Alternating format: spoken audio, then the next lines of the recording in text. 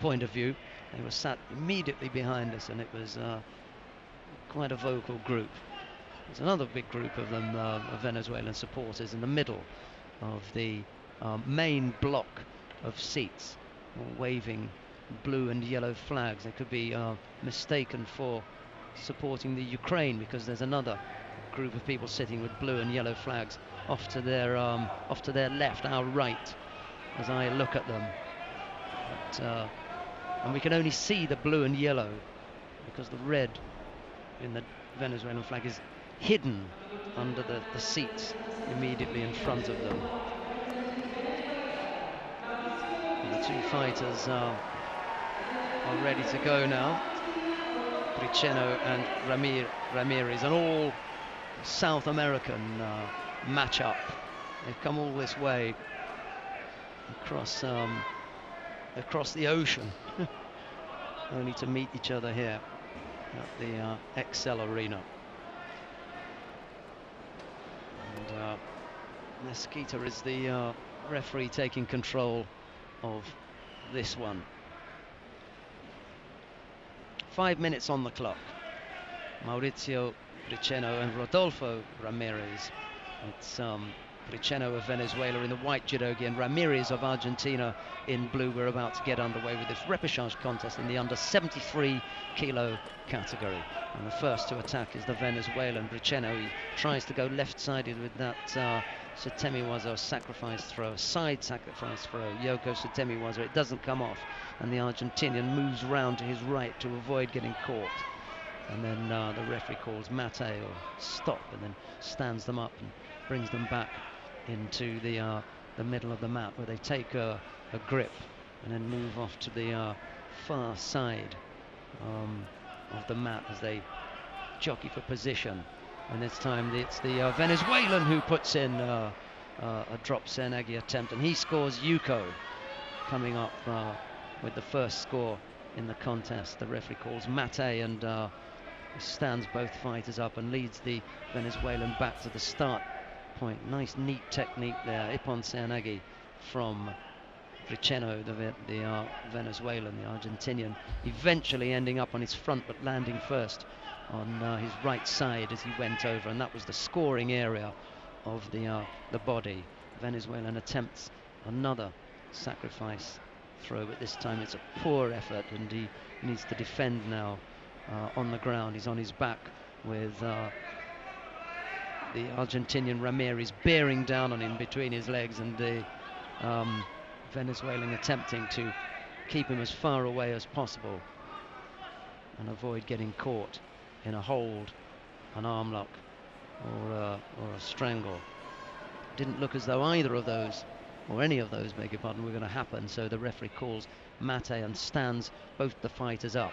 Scoreboard shows a Yuko lead to BRICENO over RAMIREZ, and when the hold is to the referee's satisfaction, standing up, you'll call Jime, which he does now, and they get back underway. They move over to the far left corner of the mat, and briefly the Venezuelan is on the red danger area when the referee will shout jogai to the competitors to warn them that they are on the edge, and then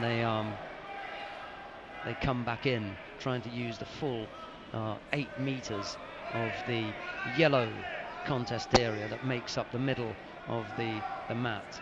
The outside meter all the way round is red, so it's a 10-meter contest area, and as soon as they move over towards the red area, the referee calls jogai, or a warning, so that they know that they are close to the edge. The Venezuelan comes up again with another shoulder throw attack. This time he doesn't manage to get his Argentinian opponent onto his back, just the side, and as a result of only coming down on the side, Yuko goes on the board. Not the big score that he was looking for, but he increases his lead, and he leads now by 2 Yukos with 3 minutes and 15 seconds on the board.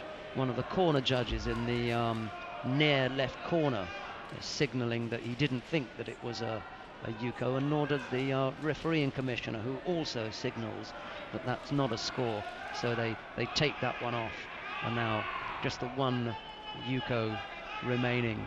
That's the lead over Ramirez that BRICENO has. 3 minutes and 15 seconds to go in that contest. Just enough time to tell you that time's running out on mat number 2 for Cruz Alonso. Kozinov leads there by Wazari, and now there is another yuko to BRICENO. Just as we wipe that one off, they find a way of putting it back on, much to the Venezuelan's delight, as the Argentinian begins to complain, but it's all of no avail, because he eventually arm locks his opponent in any case, and that brings the contest to an end. I think it was an arm lock, because there's a 7-second, there's a little 7 down in the bottom right hand corner of the scoreboard, which would indicate that Osei Komi had been called, and it could be that Ramirez tapped out and submitted,